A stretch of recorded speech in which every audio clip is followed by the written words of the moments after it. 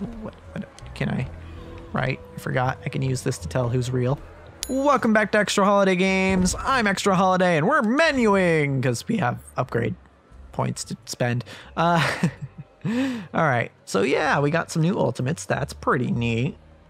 And it looks like we're only missing another ultimate and one other ability for most of these guys.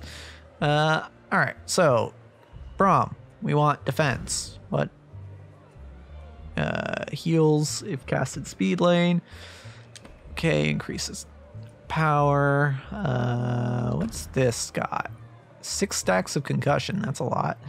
Increase sunder by 5%. 7% of Braum's missing health. Weaken, reducing their attack power. Okay. What was this again? Additional damage, concussion, power lane, more damage. Reduced by 30%. Okay. For you, pushback, 3 stacks of concussion. Missing health. Alright, we already did that one. 5 overcharge when attacked. I don't use the defend ones very often, but no, maybe could be useful. Magic or physical damage reduction. Increases stun duration. Deals an additional 14 or 28 to stun immune. Reduces the number of stacks. Deals additional damage. Okay. So, right now it's basically an argument between straight up damage reduction or healing or more stacks of concussion, which is CC effectively. I think to keep it simple, pure durability is what we want, but pure durability is not something we can get right now because we have to get to tier 2 here. So we'd have to go through one of these. So, and also we don't use this ability all that often. So I think actually what we want to do is we are going to go with Poro Snacks. We're going to give a little tiny heal. And then maybe we'll go after this, depending on what this next ability is. Yasuo, okay. Yasuo. Crits. Crits is what we want. Cleanse additional debuff. Adds crit chance per cleanse. Attack power per cleanse. Okay. What do you have here? Bleed. Crits gain overcharge. 15 per 10 overcharge. Additional 2 damage per proc. That gives crit chance. Do we have? Yeah, nothing crit related there. An additional stack of Steel Tempest is good.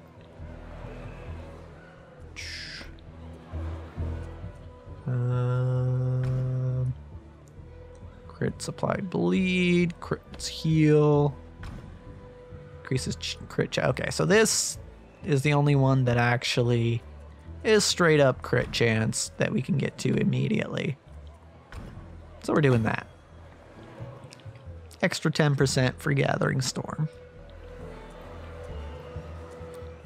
which we don't use very often, but when we do, it'll crit more. All right, and I'm not going to do another arena fight because that last one took long, and judging by the difficulty scaling, it's probably is potentially a fight that we can't actually win. So anyway, we were here looking for the Veil Jumper, or information about the Veil Jumper.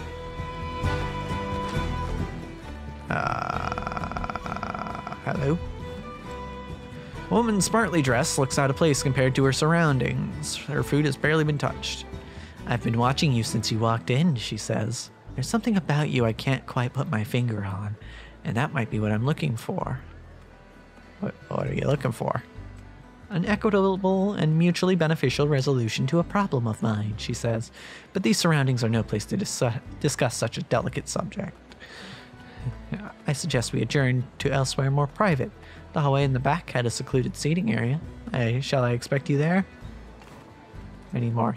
Your curiosity is understandable and even expected, but unfortunately for reasons that will become apparent later, I cannot get into details out here.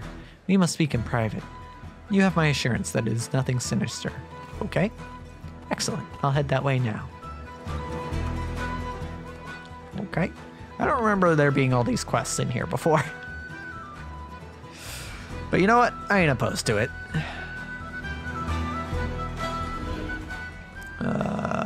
Anyone else got something? Gangplank, special type of monster. Rosebud child, balloon slipped, up into the sky. Unfortunate. Okay. Oh, okay, that was the end of the conversation. Got it. So far nobody's talking about the veil jumper.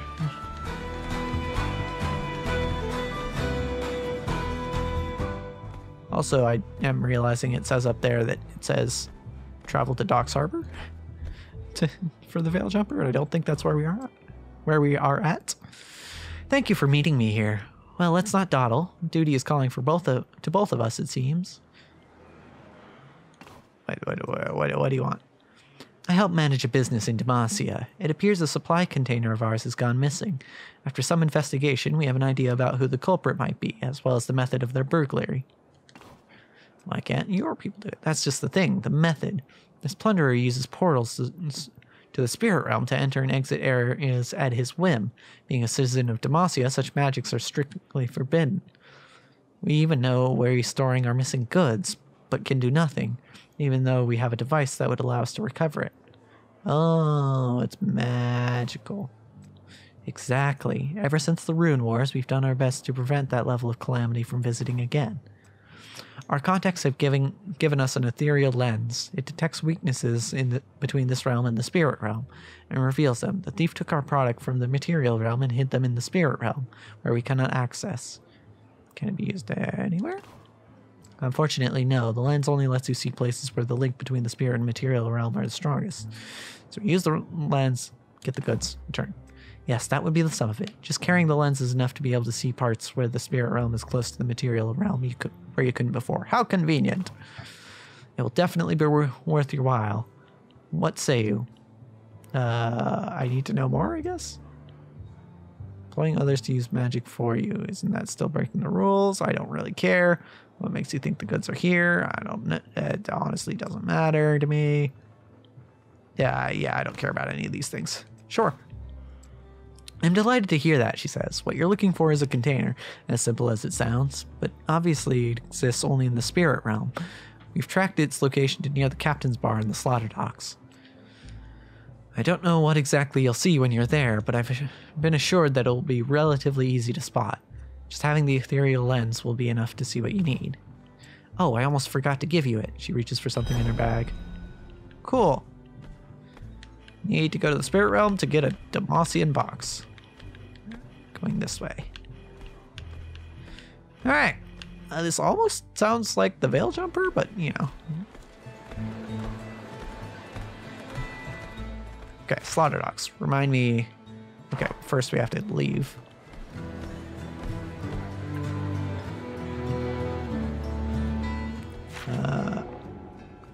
Slaughter docks. Okay, that way.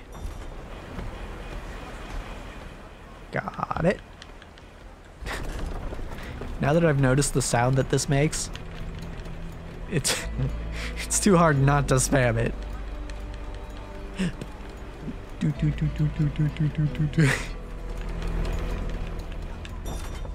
It's fun. It's fun, all right. Don't judge me.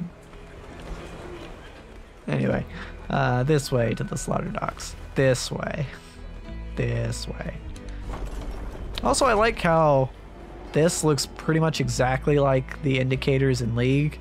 Not that I ever see them, because I always have quick cast without indicators on, but in League, yeah, this the indicator that shows where your skill shot goes looks like pretty much exactly like this. Over here, maybe? All right, they said near the captain's thing. Oh, there it is. Wretched. What? Hold on. Attempt to open the box. Locking mechanisms are expertly designed. Is made out of petricite, making magical means of opening it useless. There's no way to open it without the key. All right, we'll take it. It's huge, but I guess we'll go back to the regular world. Okay, that was surprisingly easy. Surely there's some sort of catch here. No, probably that she's not who she says she is.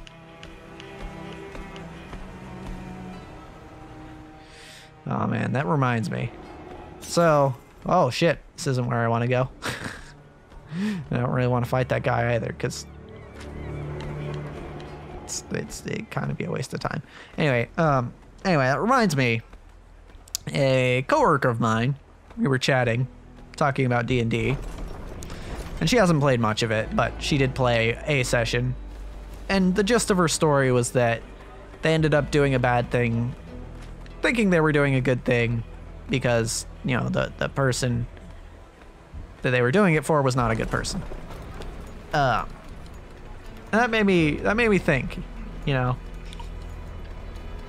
that made me think about what happened in the last session of Box of Beginnings. Because I'm going to tell you, it didn't go exactly how I expected. I don't know how much I'll be able to elaborate over the course of this episode, but I'm just going to say I didn't expect Smith Floyd to be so attached to the violet gem that he had. Like, even more so than the box. He wanted the gem. And that's... So, yeah, that was interesting to me. Return it. Yes, this is it. She studies its surface with cautious wonder, smiling. Perfect, yes. This has taken so long. And you were such a long shot at success. Wait, what do you mean? Long shot at success. That was easy. What? She clears her throat. Thank you. My superiors will be grateful for its return. Okay, here's the lens back. She gently puts up her hand. No, you keep that. It is attuned to the people who used it and cannot be reattuned. So we have no use for it anyway. Consider it a gift. Okay. I mean, I don't need to know what's in the box, but I guess I'll ask. Revealing its contents would be a greater crime than the fact magic had been employed for its return. I apologize and hope you understand. This was not something easy for us to do. Oh yes, I know you've been expecting this. She hands over a sack containing something that feels weighty and solid. I put an extra for your discretion. Thank you again. So could you just leave without taking the reward? And yes, the ethereal lens, it's yours now. The culprit is still at large after all.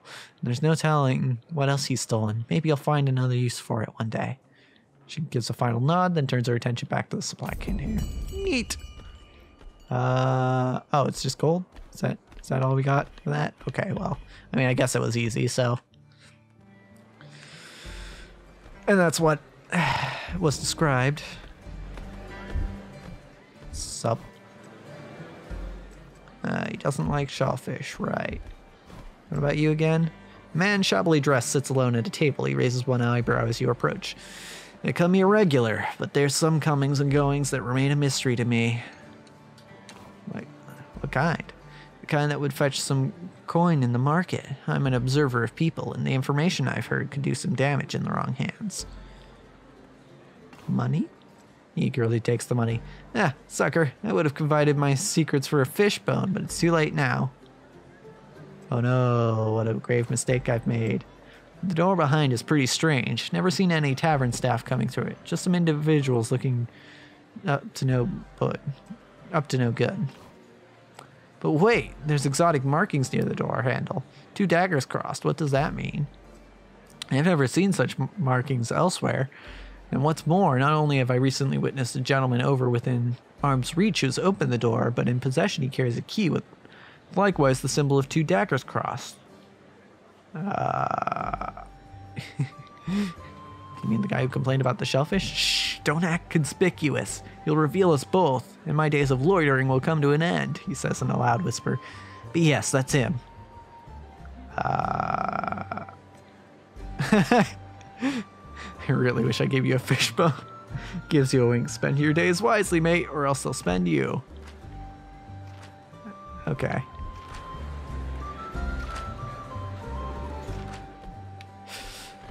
Alrighty. Well, still don't know what to do about the guy with the shellfish.